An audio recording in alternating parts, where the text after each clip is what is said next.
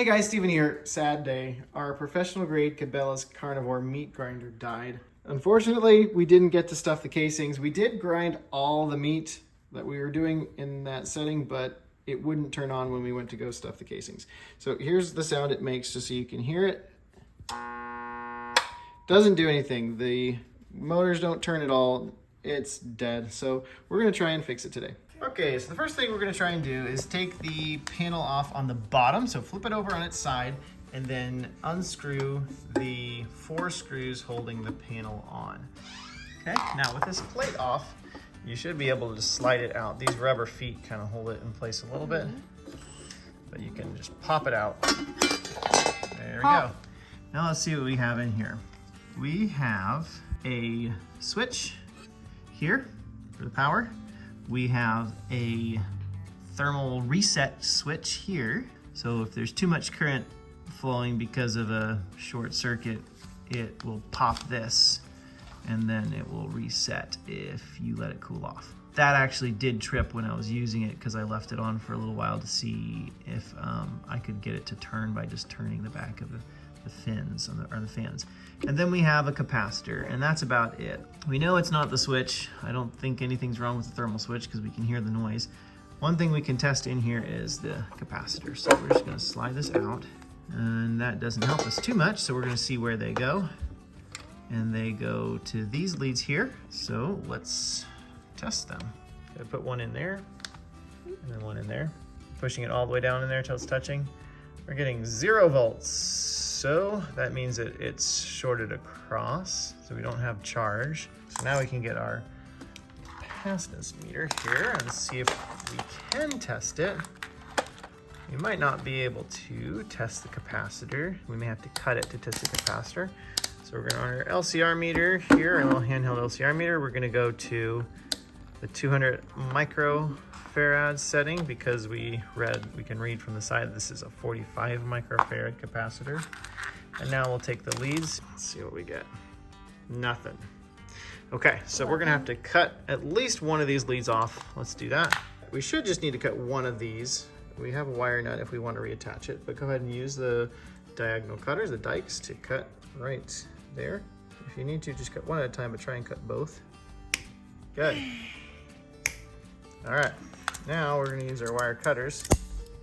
We're gonna probably use the auto cutters here, probably the 13 gauge. So put there, and that cuts it off.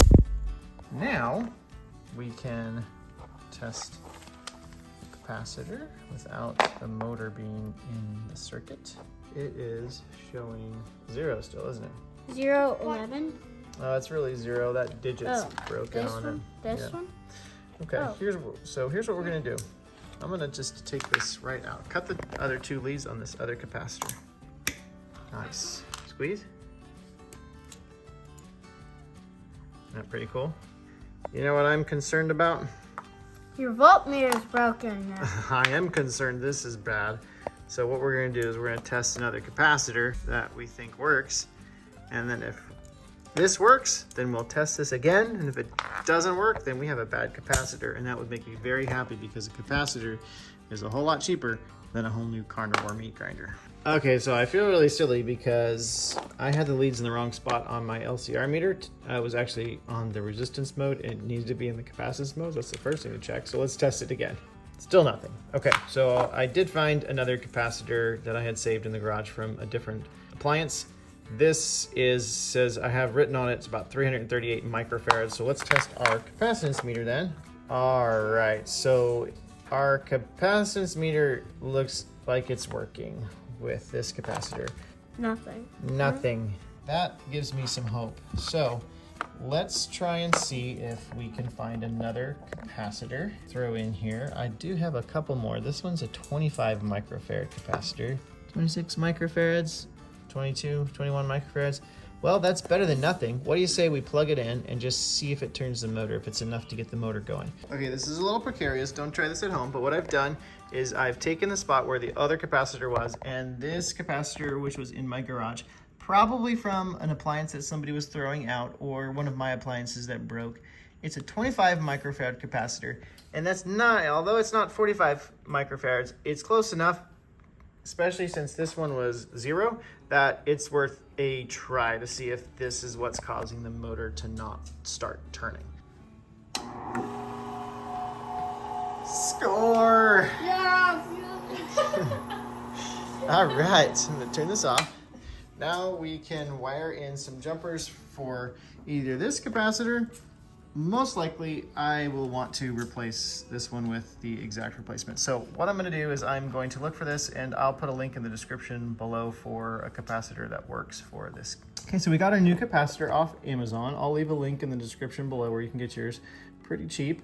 And then we also got some terminal clips so that it can clip onto our new capacitor. Again, I'll leave links in the description and you can find it for pretty cheap. So what we're gonna do is we're gonna crimp these onto the wires here that we've cut. So for that, you need a crimping tool for the terminals. Insert the wire, make sure that there's enough length so that the wire gets into the crimp spot. You can see where the crimp spot is on these. The wire kind of comes through right there, and then the spot where we're gonna crimp is up here. You can get a little closer, is up here in this area here. That's the spot where we're gonna crimp. A double crimp. Crimp real good. Move back a little bit more and do a second crimp. Crimp it real good. Double crimp. Now we're going to test our crimp connections, pulling it real good, make sure it's snug. Now, all we'll have to do is to insert these on our terminal lugs. It doesn't matter which ones goes where. This is not a polarized capacitor. Polarized capacitor means it's got a positive and a negative terminal. These do not. So it's on. Again, we're going to test that connection, make sure it doesn't slide off. It's pretty sturdy. So then we'll insert it right into the spot where the other capacitor was, behind the clamp and that cable tie. Now let's go ahead and test it. All right, so let's see if it works. Go ahead and turn it on. Yes, we fixed it. Very nice. Now we can grind meat. Good, so now that we've tested it out, we just need to put the plate back on and then we should be good to go. Grinder's hungry. Grinder's hungry. It's working great.